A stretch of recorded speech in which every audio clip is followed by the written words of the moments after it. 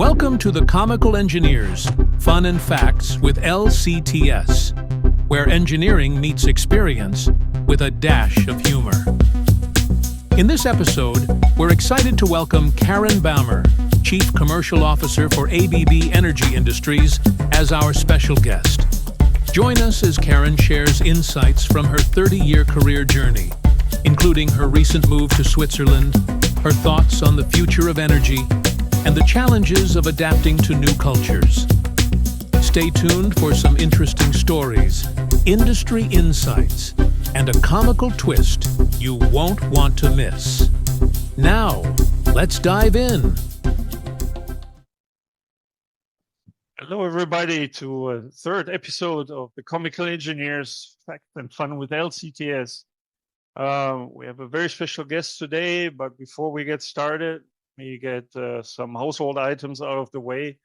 If you're listening to us and you like what we're talking about and are curious about what's coming up in the future, please look at the subscribe button and hit it, and also look at the little icon with the bell and hit that, so you will get notified when new episodes hit our channel on YouTube. It's very much appreciated. Also, if you have any comments or any suggestions for topics to talk about or the format of the podcast, please leave the comments under this video or any of the other videos out there, and we'll get to it and respond accordingly. Okay, so to get started, as usual, I brought my friend and colleague Stan, and I'll hand it over to him. Hey, good morning to everyone. Again, I'm Stan Spears, Director of Business Development for Lucke Consulting Technology Services, commonly called LCTS. So thanks for joining in and listening to our third podcast today. Joining me and Eberhard is a personal great friend of mine from days in the past. We share a Clemson history together and graduate walk together. So Karen Baumer's on the line with us today, and we're so excited to have her to participate and get her insight on what's going on in our marketplace and technical world today. Karen is with ABB, and she's the Chief Commercial Officer for their energy group. So Karen, welcome to you. It's so good to see you and visit again. I just can't tell you how happy and pleased I am that you're sharing your time with us this morning. And so if you would share a little bit about yourself, your background, and let us, we'll start our conversation.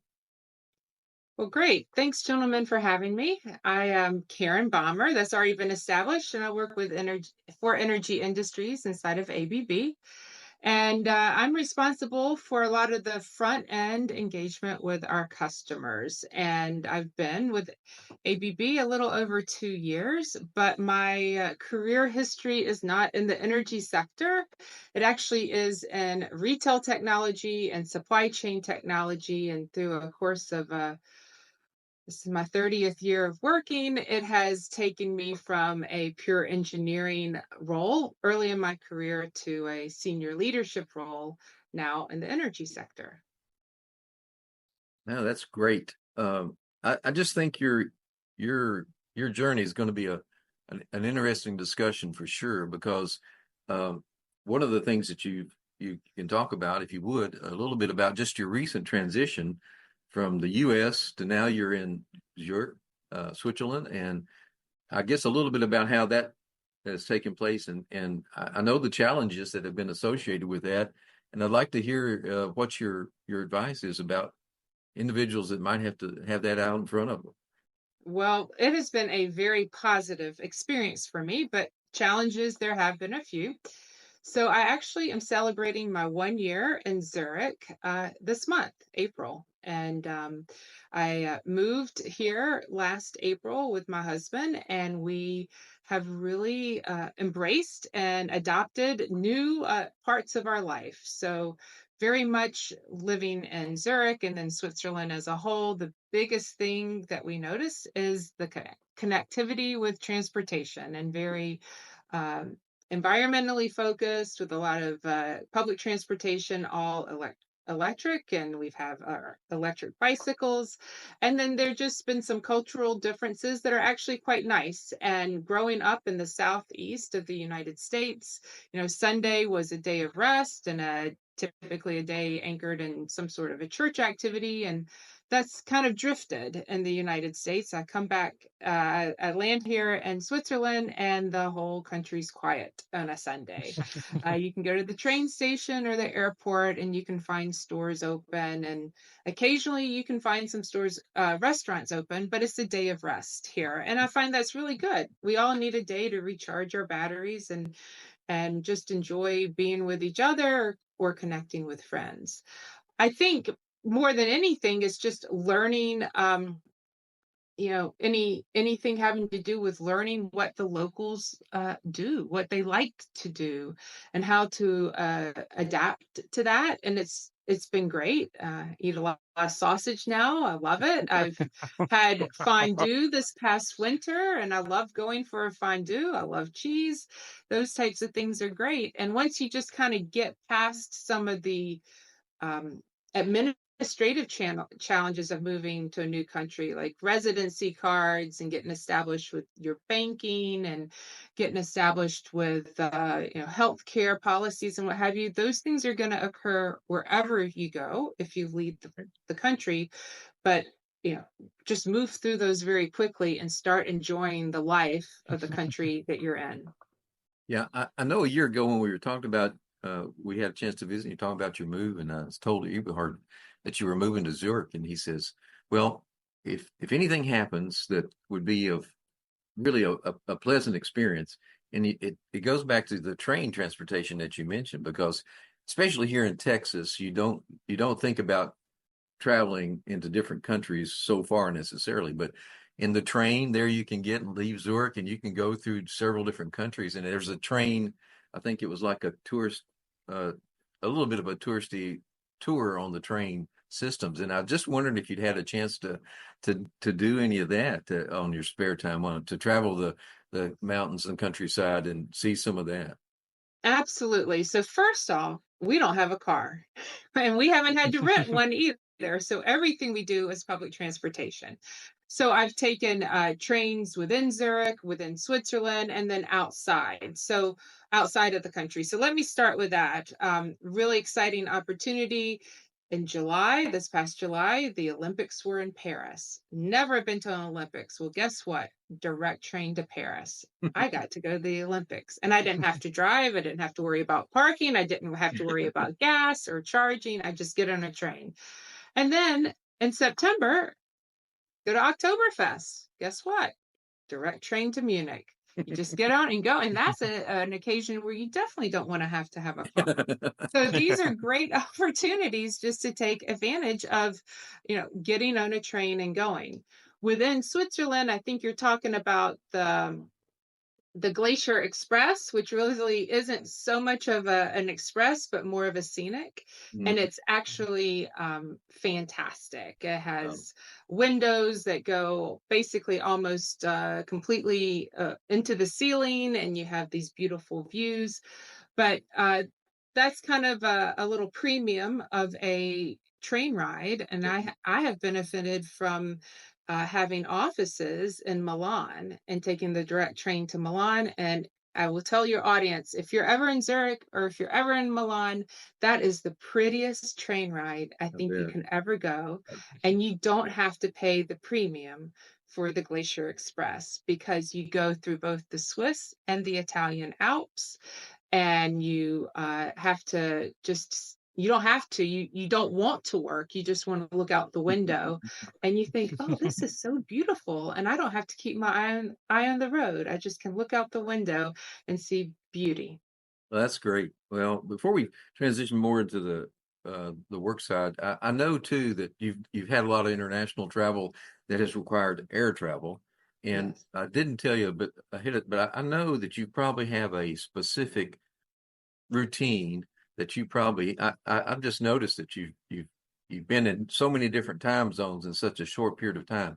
Is there one thing that you do that helps combat that, the jet lag, the time, is there something that you have as a an approach that says I'm about to have to deal with these different locations and a lot of pressurized travel. Have you come up with a good solution for that? Well, I have come up with a solution for myself. I think everybody has to have their own solution, but little tips and tricks, or if I have a night flight, I try to get the latest flight I can. So something after 10 p.m.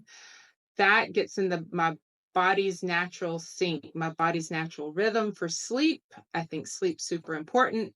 And if I get on an overnight flight at 6 o'clock in the evening, I'm not ready to sleep. So get on the plane, get something in my belly, fall asleep. When I land, it does usually result in caffeine, coffee, a soda, something to get me going. And then staying hydrated is important. Right. And in case I forget where I am, or if I should be eating breakfast or I should be eating dinner, I typically always am wearing this watch, which has two faces on it. And I always keep the one on top, the time zone that I'm in, and the one on bottom, the time zone of where I live. So I can kind of go, okay, well, if I were at home, I'd have breakfast, but I'm traveling, I should be having dinner. And so just little things like that to keep me prepared before I go on the trip and then after I land. It's a good advice. That's a good idea. I know Eberhard was just recently returning back from his visit to Germany, and I heard that he was going to have some Wi-Fi connection, and I just said, "Well, how's the flight?" If I have to ask, and it was just nothing but just way too long. Is the only response I got. Yeah, the problem I have is I can't sleep on the plane. So going from here to Europe is difficult for me. It's the overnight flight, and if I can't sleep, then I arrive in the morning, I'm tired. And then usually I have like a 2-3 hour drive to my hometown if I visit family. And that takes a toll. And then the trick though is to stay up as long as possible on that day. Make it till 8 p.m., 9 p.m., 9:30. Every minute counts. The later you go to bed, the faster you're in the normal rhythm in your new time zone. And then going back is easy. It's just a very long day. And then when you arrive back in the US, you just, it's your body feels it's late at night. It's actually like late afternoon. You do what you need to do, and then you go sleep. And I think that way it's a lot easier. But going to Europe has its challenges, especially when you can't sleep on the plane. So I admire people that can sleep. That helps a lot. Sometimes a couple of glasses of wine after that dinner after 10 p.m. can help. Okay. Well, those are all good. In both cases, all good advice about how to help with it. But you're right. I think everybody has to kind of find their own individual niche that helps with that travel. So that's good. Thanks for sharing that. So let's talk a little bit maybe about what you're seeing there at ABB. I know there's some trends that you've been involved in. I remember seeing your post that you were over in the States. You attended Sierra Week, and there was a lot of conversations about that. We'd love to get your insight on what you think about is the current topics and what you guys as a company are looking at in both in the immediate future and maybe a little longer term, because I think some of these trends are going to take a little longer term to play out. So we'd love to get your insight about some of that. If you could share something in that vein, it would be great. Yeah, so I think in the energy sector, there's a lot happening. I think that there's been a little bit of resurgence in the hydrocarbon space. And so it's not, let's go produce more oil the way we used to. It's like, how do we do that and apply carbon capture or other decarbonizing technologies? But it's become very clear in the context of the trilemma that affordability is has kind of emerged as one of the more important things for the population. but there continues to be a lot of investments and a lot of science and research going into other forms of low carbon energy, and whether that's in CCS or green hydrogen, anything, or renewables connected with green hydrogen. Those types of advancements need to continue. And it could be argued, do they have to be at scale to become affordable, or is there more technology that's yet to be developed that has to occur? But as far as trends, I think that renewables are still very kind of hot. I think, no pun intended, if you're thinking about the solar, but they're very worth focused on. Hydrocarbons, and then there's also a lot of other industries that kind of are these transforming industries that sit somewhere between these two extremes. And you know what we are focused on is serving all of them, and not making a bet on one of them, because they all are needed in order to provide energy. And I think that we as a society have become a bit addicted to energy. I'm sitting here with two monitors, two keyboards, two phones, a speaker, and then I have other listening devices myself. And these are all things that 10 years ago, I was very satisfied with one laptop. And yeah, I might have had shoulder problems trying to cram it all in there. And now I have a full-size keyboard. And in fact, my monitor I'm talking to you on is actually a TV that I use as a monitor. But this addiction just happens. And I think there are different pockets in the world where there's a bigger addiction. I talk about, I moved here to Switzerland. I have a much smaller place to live, and I have no AC.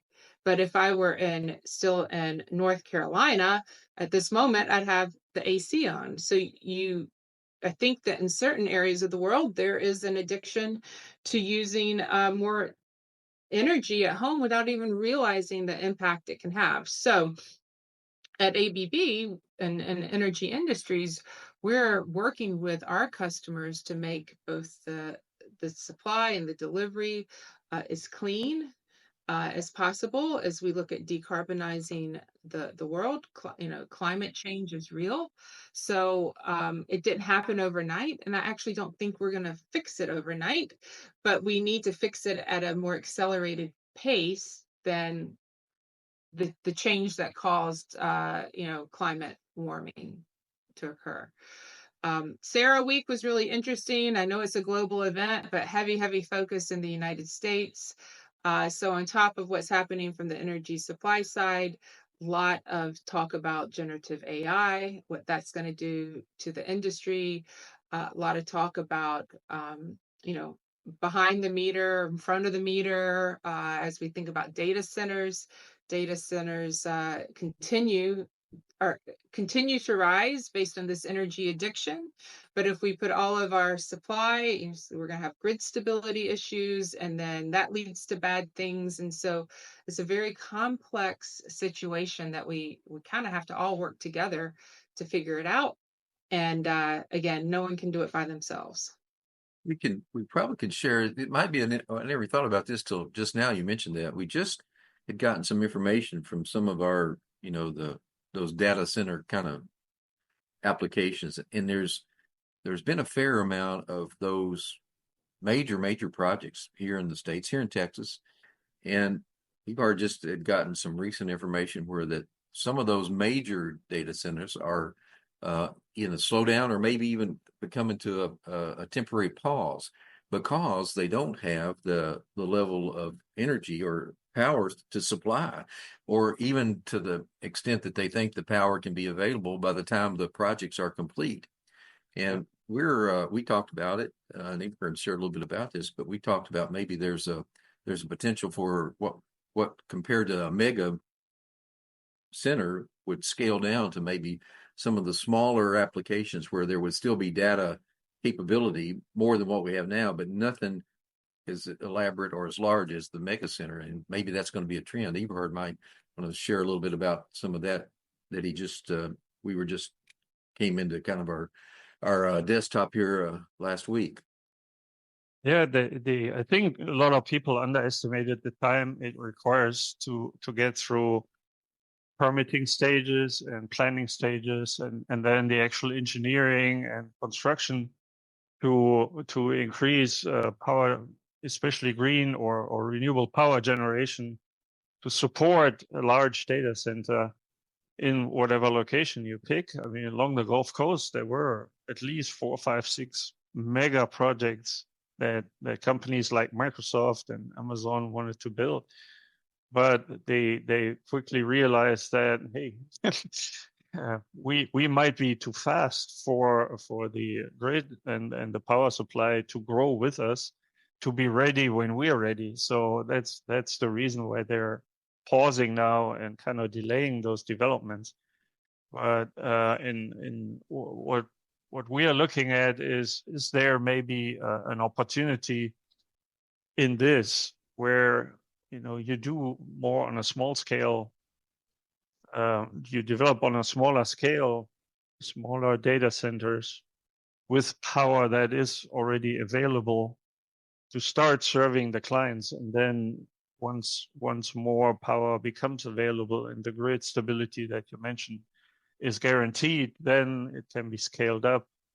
But at least to get certain things going, there's obviously need for the service. Otherwise, there wouldn't be so many projects going on. But I think that's an interesting trend that we're looking at, although we're not really data center people, but it comes up frequently. So we started looking into it, and I think that was an interesting development. Also agree with your view on decarbonization. It will be more accelerated than the growth that we had over time that led to greenhouse gas emissions exceeding certain limits that caused the global warming effect. But I also I'm a big fan of getting people back down to earth when it comes to looking at what can be done. There's a lot of things we've done since the 80s, 90s in energy optimization that could now be called or put under the umbrella of decarbonization that we already did, that will help save energy, and we can continue that road. It's not that we have to invent everything new. We just have to continue to do certain things that we've already done for a long time in the industry and look at new technologies emerging that can be applied. And there's no, it's the same with the energy. There's not one savior, right? I mean, for a while, everybody thought hydrogen is it, but I was always skeptical, and it turns out, well, it's probably not the savior. It's just a piece of the puzzle, right? And there are many pieces to it. And I assume that ABB, as you said, you want to help all the clients across the energy industry in all these efforts. And I assume that ABB is also looking at all the different pieces of the puzzle and how you can support your clients in achieving their goals. Yeah, I like the analogy of a puzzle. It's it's many different things coming together, and I think the industry is the landscape is going to change. It's going to be more complex than it was in the past, and the complexity is bringing a mix. And I kind of associate it like with a retirement account. You want diversification. You want investments all over the world in different markets that grow fast, markets that are more predictable. And I kind of think our energy mix is going to evolve into that kind of thought process. We have to have a diverse mix of energy supply. I need to make sure that of grid stability, and then making sure that it's delivered affordably at the time it's needed. How are you guys dealing with resource your workforce? You have such a global company and a large group. Is your ability to maintain the industry corporate fellows that are, the smart people that have been around the industry so many years, and how you don't lose that experience and technology that they've developed and get that transferred to the newer Gen Z group that's coming in and growing up. Are you seeing a gap or difficulty in that kind of area as well, Karen? Well, it's a complex question, and I think that there's all sorts of ways to answer the workforce question. There's the workforce of our customers, and then there's the workforce of our company. And in both situations, there is, retirement cliff that's coming, and we know it. We can mathematically look at a piece of paper and know it's coming. And when someone's been with a company for 35, 40, 45 years, you know that they're not going to be there for the next 20. I think the challenge is this kind of natural tendency to say, well, we have this retirement happening, and let's go leverage everything that's being taught in school right now, and let's do some sort of knowledge transfer. And I actually don't think that that's a fair approach. I'm very passionate about this internally as well, saying you can't take someone with 40 years of experience. It's not the academic experience, it's the know-how, it's the actual work experience, it's the team dynamics of working with people and not working remotely during COVID. There's a lot there. You can't take someone with 40 years of experience and expect someone with 5 years of experience to absorb it. You got to actually invest in that mid-career, the people who have 15 or 20 years of experience, that have enough work experience and enough technology knowledge and enough industry knowledge to absorb this great domain, if you will. And the other thing is, it can't be a one-to-one transfer, because the work culture now, regardless of where you are, the loyalty to stay for 40 years is not necessarily there. So you should actually plan that at some point you're going to have the attrition. Every company should focus on retaining great talent. But if we only focus on taking the knowledge that's there for 40 years and putting it on someone with 5 years of experience, then the company doesn't benefit for another 35 years. And we have 2030 goals and 2050 goals, and both of those numbers are less than 35 years. So we got to start investing in this mid-career, and not only rely on a one-to-one knowledge transfer. I know you probably have a question about generative AI or AI, and it has to do with like work in the energy sector, but I actually think there's a huge benefit of using AI for knowledge transfer.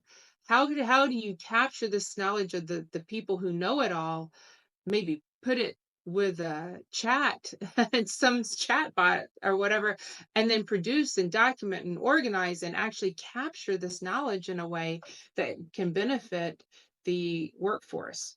One thing before I get off of this, I think there's another element, not the retirement element, but the attracting element. Mm-hmm.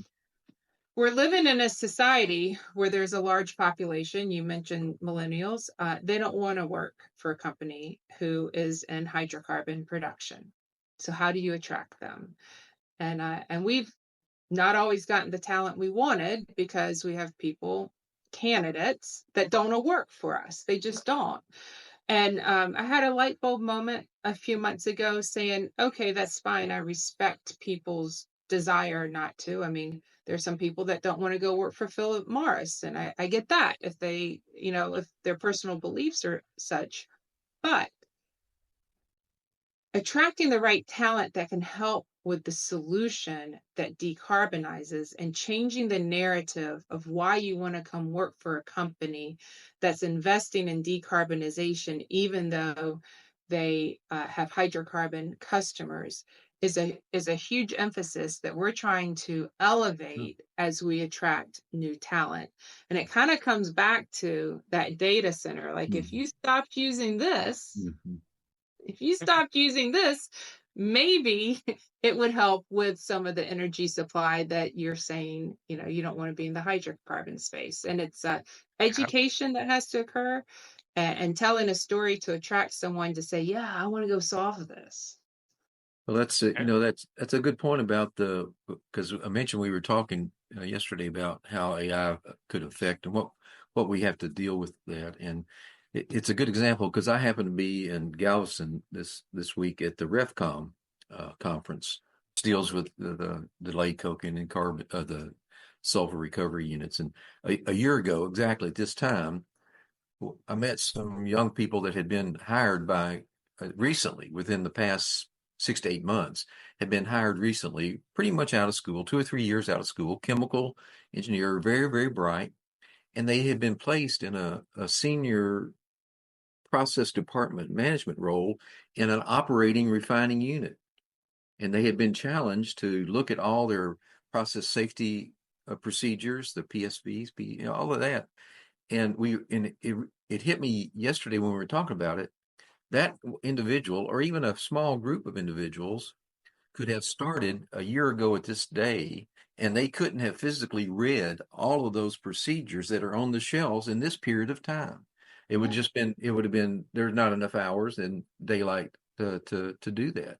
And that's one of the things that we may see that's one of the first niches that we see how that would apply in the AI side of it to help, but not remove the human factor that we so desperately need to continue to rely on to make sure the smarts, we made a joke about the things per day get into the system by an intelligent being, not from the AI.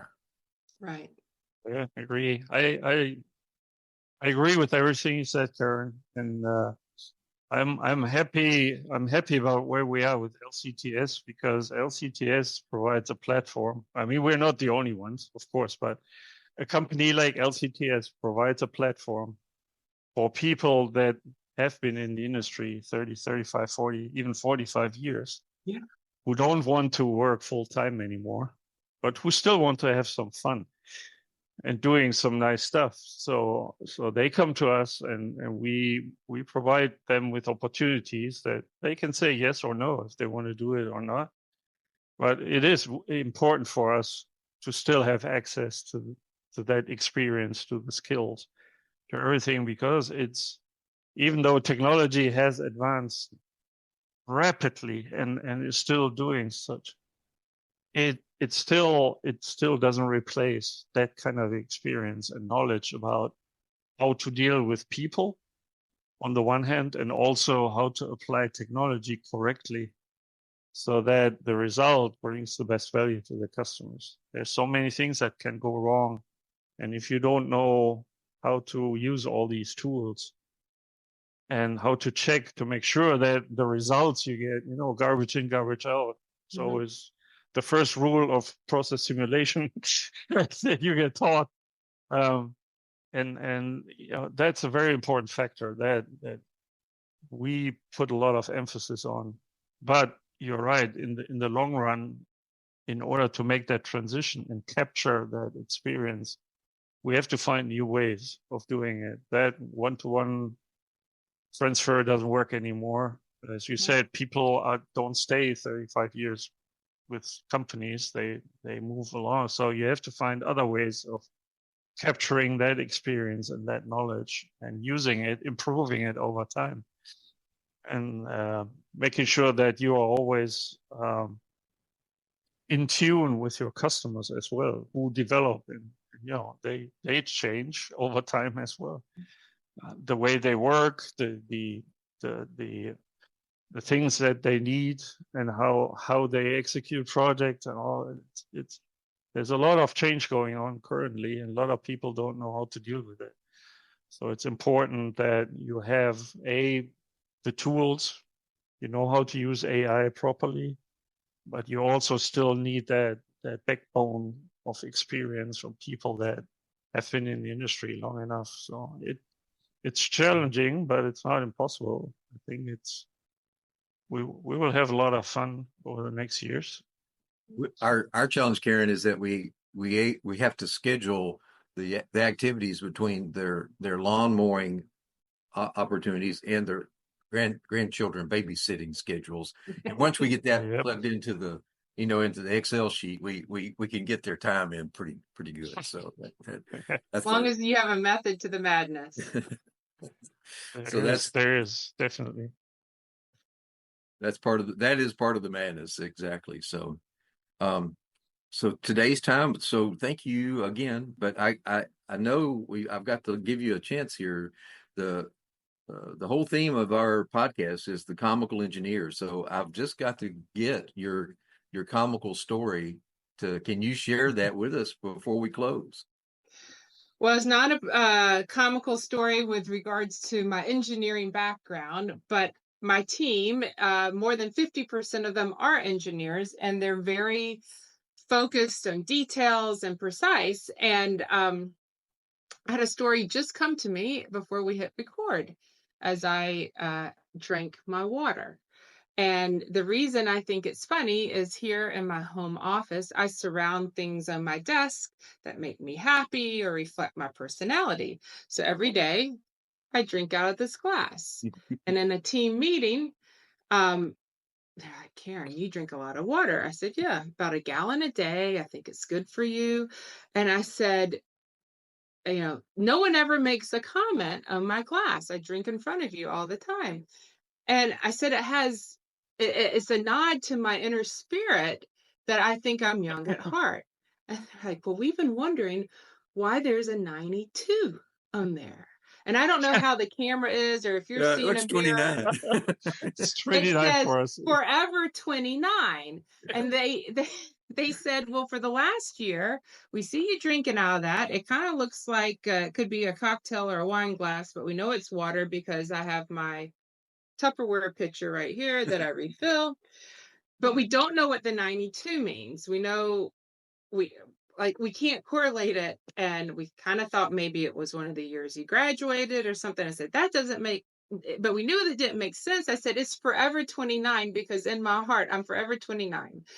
And they were like, from a math perspective, we were trying to figure out mathematically why there was a 92 or a 29 there, and we could never figure it out. And we had no idea that there was the emotional attachment to feeling young at heart. So as I do that, it's now kind of a joke. That's an awesome story, though, and it is funny, to be honest. And it is, we use several platforms. There's Teams, Zoom, whatever, Google Meet that we use, and I still haven't figured out which ones mirror the video and which ones don't. So sometimes I use a background like this one, and it's the wrong way. And I don't know because I see it the correct way. People see it the wrong way. It's really, and as I said, I haven't figured that out yet. I'm an engineer, but I can't figure out why certain. This was an engineering story that my engineers were saying, like, 92, yeah, right? 92. That's cool. Well, thanks for sharing. That was really good. That's great. And I think that was a perfect close to our discussion. I wish we had more time, and I don't know, maybe we can continue our talk in the future. I think that was very inspiring, and appreciate you being with us today. Thank you very much, Karen. And a big thanks to your team too, Karen, Iva and her, and just all of that takes it. It's to get it to this point. So thank you so much. It's good to visit and see your face and talk. I can't wait till the next time we can visit in person. Maybe we can get our schedules together when you're in the States or something like that. So, but thanks so much today. And thank you for having me. I feel special that I was your guest today. Thanks a lot.